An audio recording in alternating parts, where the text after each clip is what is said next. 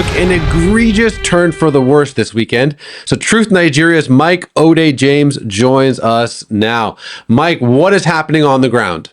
Well, what's happening today, a few days ago on the 14th of this month, down, 14th, 13th, down, is a kind of massacre.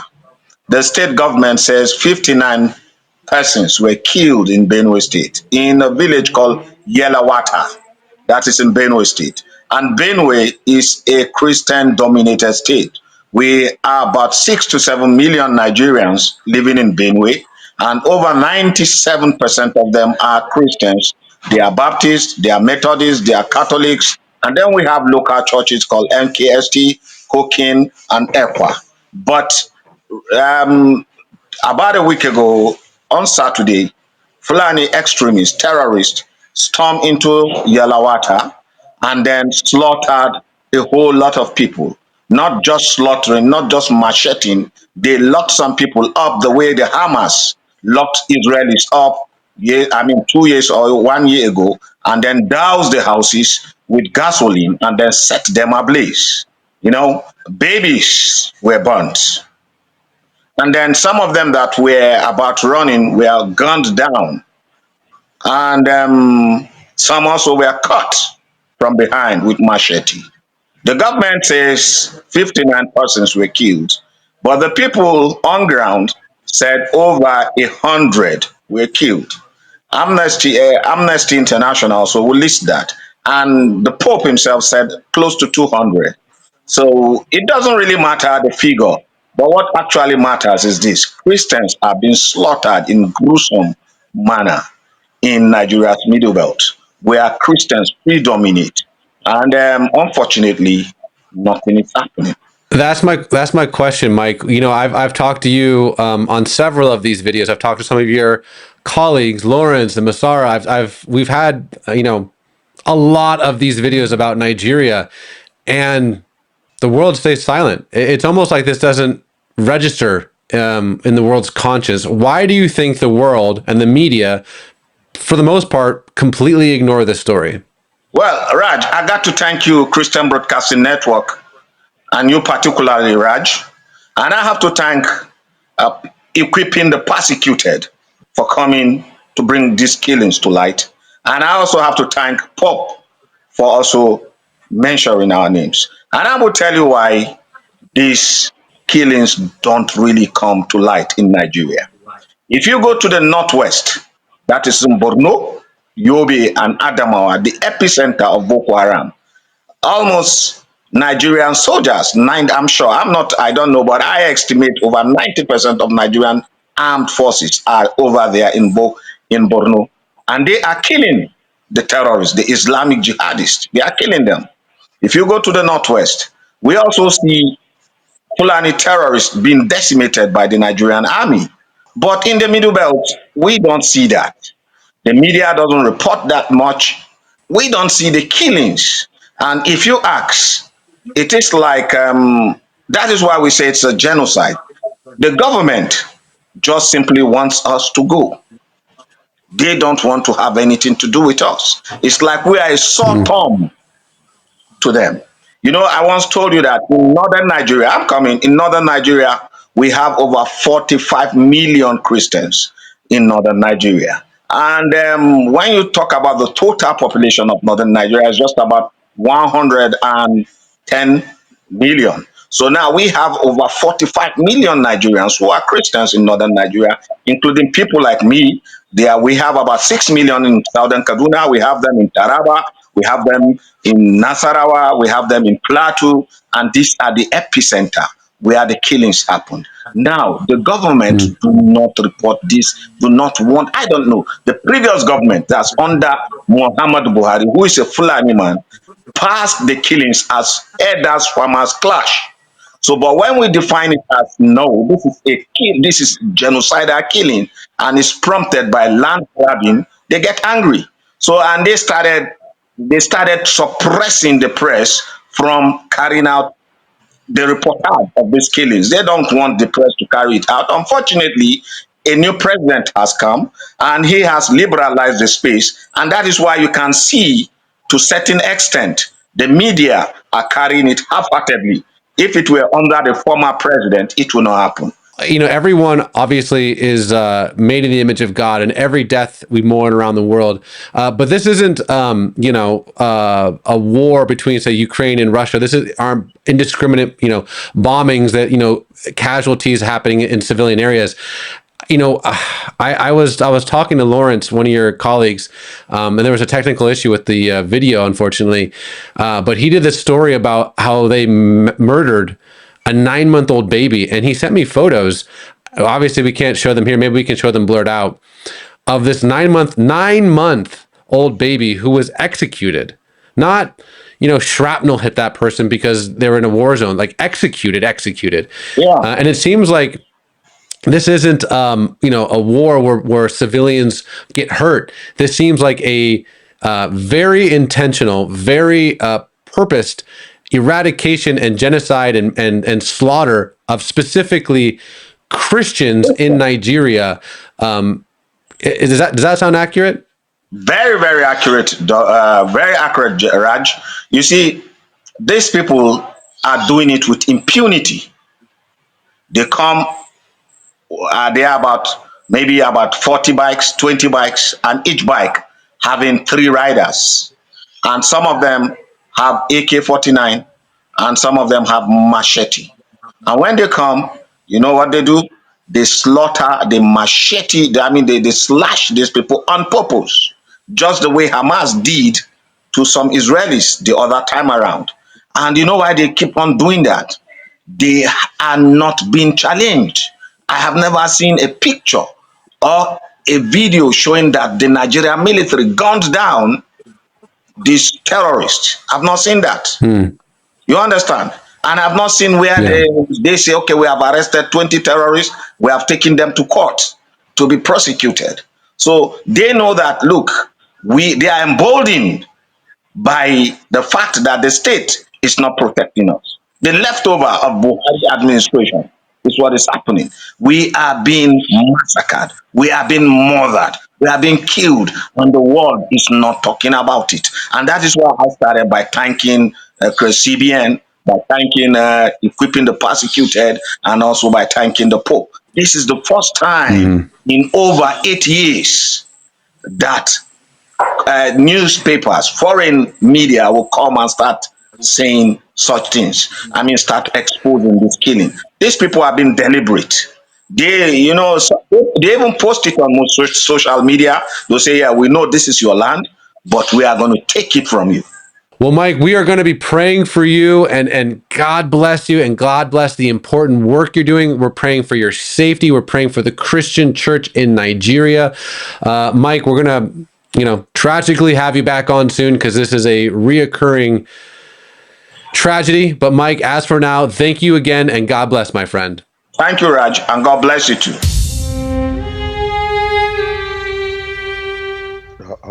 Good morning, good afternoon, good evening, of course, depending on where you're hearing my voice from.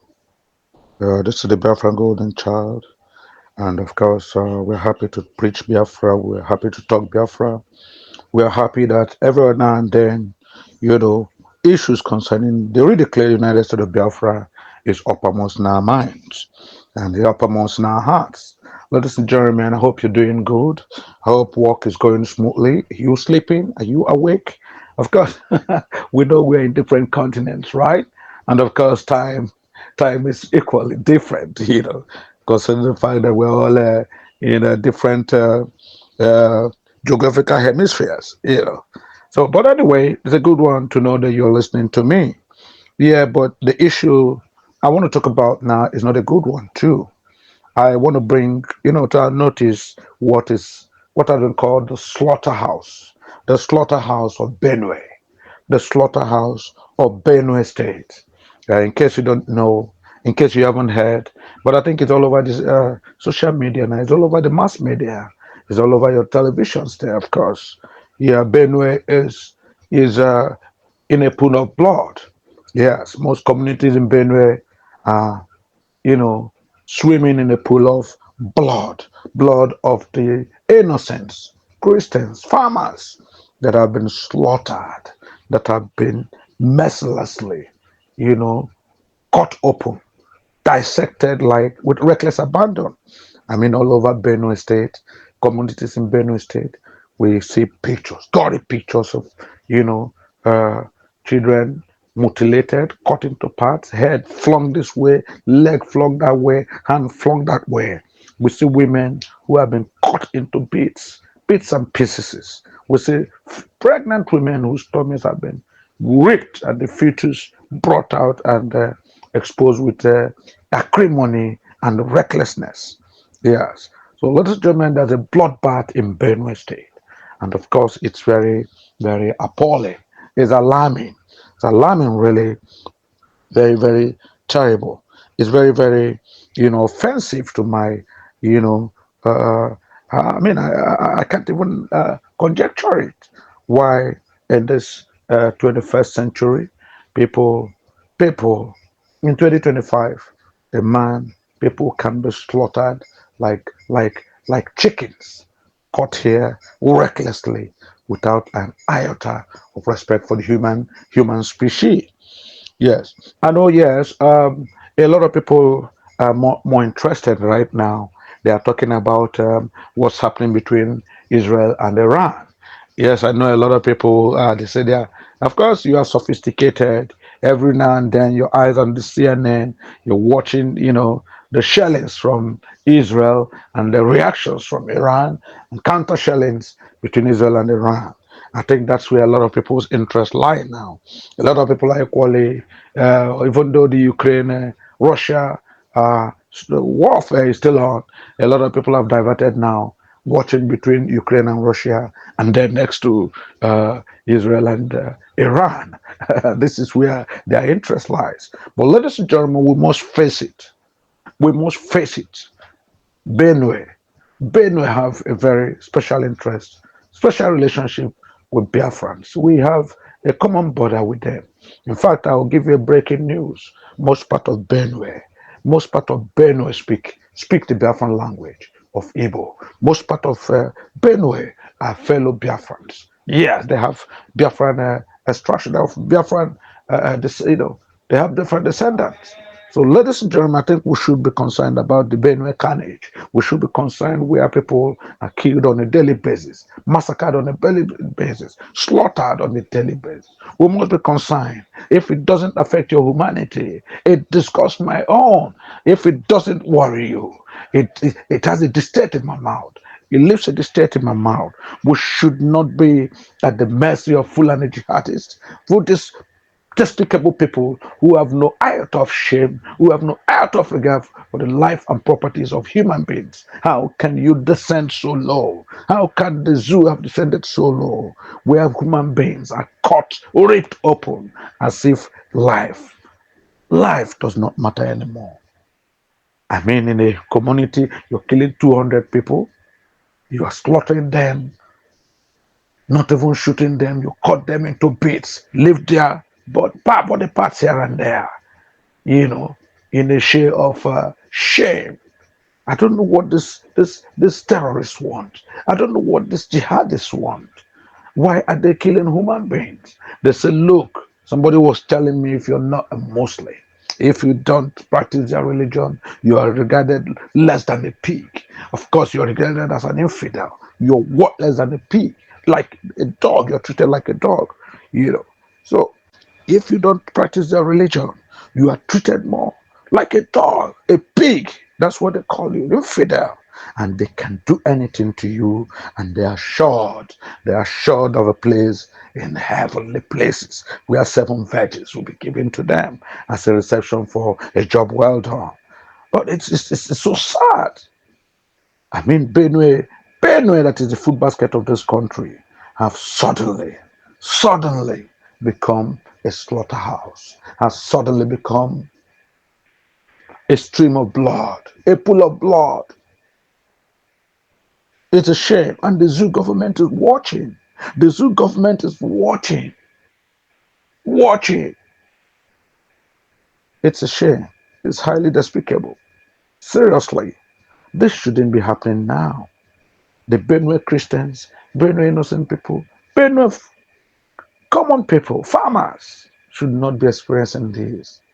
The woman recounted how she was sleeping with her children and she heard a little noise, thinking it was at the backyard. Before she came, four of her children had been moved out. She ran into the other room to see her husband. She saw that the husband's body had been mutilated. Somebody had removed his head and one arm. Of course, it's a gory sight. Sorry that I have to tell you the way it is. It's a gory sight. It has descended to hell. BENUE has become a pit of hell. The zoo is completely running a clueless government, a highly insecure government, and the government fraught with insecurity and injustice. How can this be happening in 2025? All I hear is that this has political connotations. All I hear is that the politicians are all working, to outdo each other. All I hear is that yes, one man feels he didn't get it. He has to be all powerful. All I hear that these things have been sponsored by highly positioned politicians.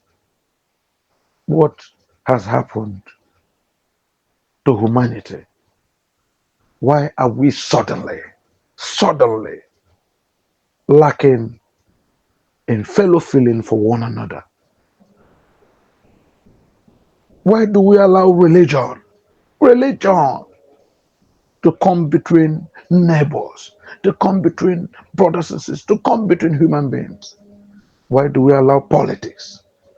And we say we're practicing democracy, but politics has ruined our lives as a people.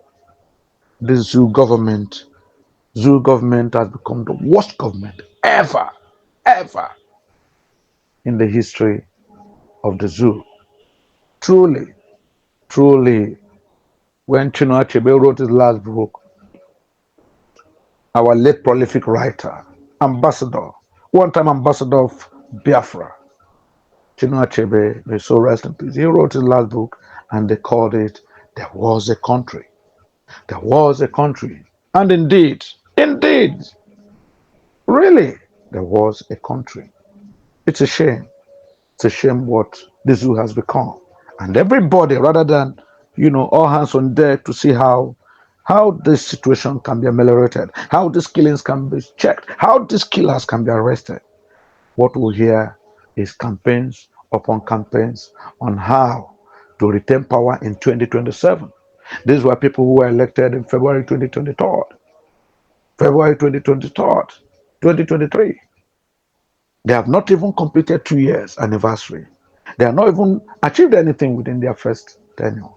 Their eyes are set on 2027 and they're trying to undo one another, even if it means sacrificing lives and properties, even if it means killing the citizens that they intend to govern, they aspire to govern. This cannot happen in any civilized place in the world.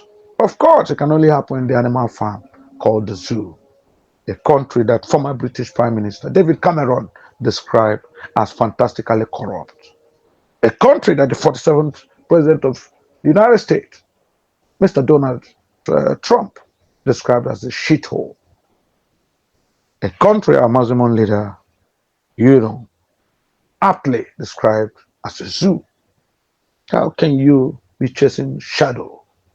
How can you unleash so much mayhem, so much wickedness, so much recklessness, so much hardship, so much insecurity in your country? And you are interested in chasing the 2027 agenda. I mean, the zoo, the Emiloko people are like the ostrich. Something is amiss. You're under a huge threat, and rather than focus and think of a way to, save yourself and, remedy the situation, you're burying your head in sand. Every governor in this zoo country is interested in 2027. They are all jumping, flying, left their territories, left their regions, left their states. They are hobnobbing at Abuja because, of course, they want to sit next to, doing themselves on who, to bow to Emilokon, who to prostrate for him, who to promise him that they would deliver their states to him. Less than 2 years into civilian administration, democratic administration, governors, elected senators, leaders have truncated from their parties that brought them into power, and they've all aligned, jumped into the ruling APC, all because of 2027.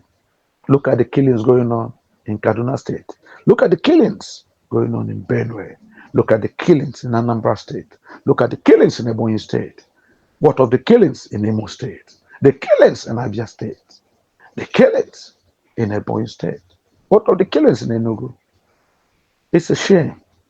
This is happening on a daily basis. This carnage in Benue State is a total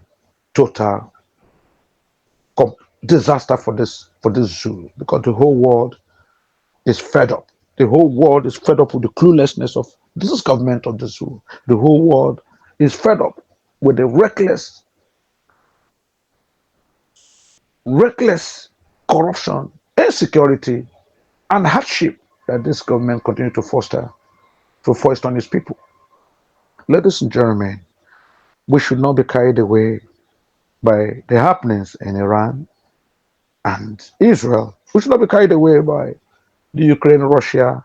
We should be thinking of the bloodbath in Benue State, where over 200 people have been slaughtered. Different communities, people are seeing limbs, bloodletting, rivers of blood, showers of blood everywhere.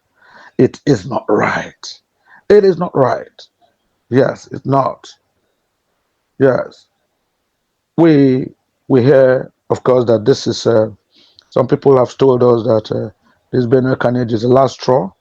Benue citizens, in fact, one of their leaders came up and said, look, these killings, this bloodbath in Benue State, this is the last straw. This 200 and something people killed in one night. This is the last straw. The Benue citizens must take their future in their hands. They must defend themselves. This is fully political motivated within political cabals seeking to take full control of Benue for 2027. Yes. The man, the leader, was aghast. He was mad. He said, why should this be happening? In fact, this should be the last straw. He quoted Theophilus Danjuma. Yeah, the man who fostered a lot of hardship, who killed a lot of people during the Biafran war. Now they are killing his people. Now they are maiming his people. And he said, he has told his people, every one of you, get ready. Carry your own arms. Defend yourself. The man who fought defenseless people in Biafra between 1966, 67, 68, 69, 70. The man who slaughtered women, who gang raped women, the man who caused so many deaths in Biafra land is today, he himself and the General Gowon, who was then head of state of Nigeria, who orchestrated the Biafran Nigerian war, the civil war. Today they are regretting, they are biting their hands. Look at the country they fought together to keep. You are fighting to make Nigeria one. Oh, we're fighting to unite Nigeria. Is this the kind of unity we are getting? Bloodbath unity. Every other day you're waking up to gory details of how many people have been slaughtered. And Fulani jihadists celebrating, videoing it and posting it all over the Facebook. Is this a united country? Where every day people are looting. Corruption has never had it this good. It has never been this bad. Corruption has been terrible. People are stealing on a daily basis. Is this the country we want? Is this the united country that go on? Gerald go on, old man now. Gerald Theophilus Danjuma, old man now. And the rest of them. Is this what they fought to achieve? Including Chief Olusegun Obasanjo, one-time head of state, and two-time elected civilian president. Is it the kind of government they want for their people? It's very, very unfortunate, really. It's very, very unfortunate. The Benue situation is a very, very unfortunate one. The whole world is looking at the zoo called Nigeria. Fulani jihadists are killing. They've gone on rampage, slaughtering creating bloodbaths everywhere, and nobody is doing anything because, of course, they have senior politicians who are their godfathers. It's unfortunate. Political leaders governors who should maintain the security and integrity of their states are busy junketing to Abuja, junketing to the Meadow to go and meet Emilokon, organizing receptions for him, visit to their states at monumental cost, all because they want a piece of the action, a continuation of, their tenures in 2027. It's very unfortunate. Yes, the chief of army staff, we're told the chief of army staff have visited without any effect. Yes, chief of army staff went to BENUE, looked around, of course. The very next day after he visited, more mayhem, another 100 people were killed. We heard that the Milocon, BAT as is fondly called, is visiting BENUE tomorrow. He wants to go and sit in for himself. He wants to talk to BENUE people. He wants to address the government of BENUE people and all that. But of course, where is that going to end? It's going to be the same 10 and 10 pence. Yes, it's still going to be the same 10 and 10 pence. Until the zoo appreciates the fact that they are clueless. That what they have is a clueless government, until they appreciate the fact that they must give the Biafrans our leeway to go away into our redeclared United States of Biafra. They can't move forward. It will continue to be this kind of chaos upon chaos, chaotic relationships on a daily basis. But my heart goes to the BENUE people, really, because we know we have our kids and kin in BENUE, and they hurt us. They hurt us that the Fulani jihadists have taken over the whole place. They have run the state aground, They want to make sure people continue to live in abject poverty and lack because they know BENUE is the food basket of the nation. They want to make sure no farmer farms again, so that, of course, hunger and starvation will finally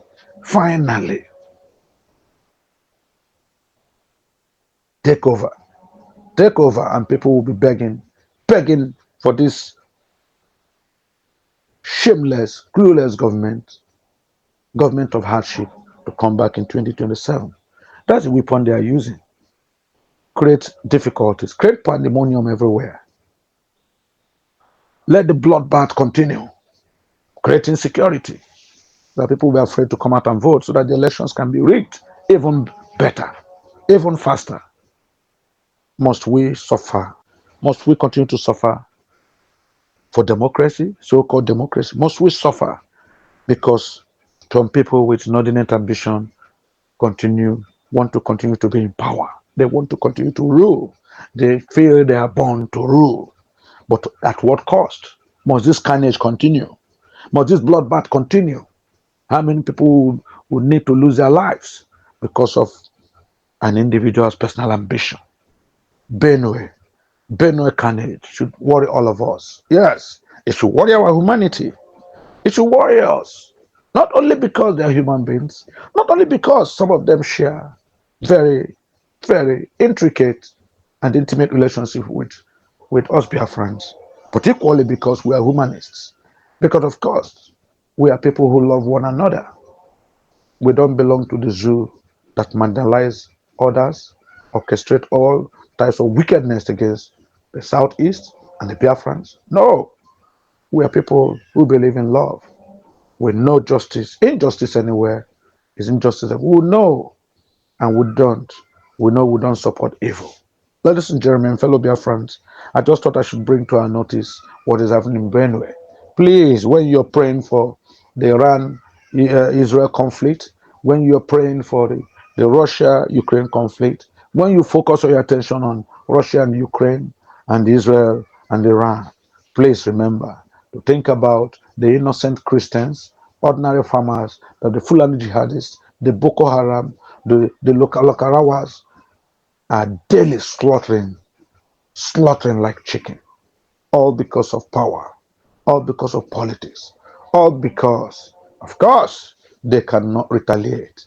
They cannot defend themselves. They cannot revenge. When you revenge against a jihadist who has come to plunder you, to kill you, of course the courts are there The next day, you are charged to court. The next day, you are pronounced guilty, death by hanging. Yes, every Fulani who kills a Christian is regarded, as a, yeah, well, it just happened. He was disorientated. We'll give him, he needs a good orientation, and his minds will clear up, and we bring him back, bring him back into our military. When it's a Christian who has killed anybody, oh my God, it's swift. The judgment is swift. Trial and judgment is swift.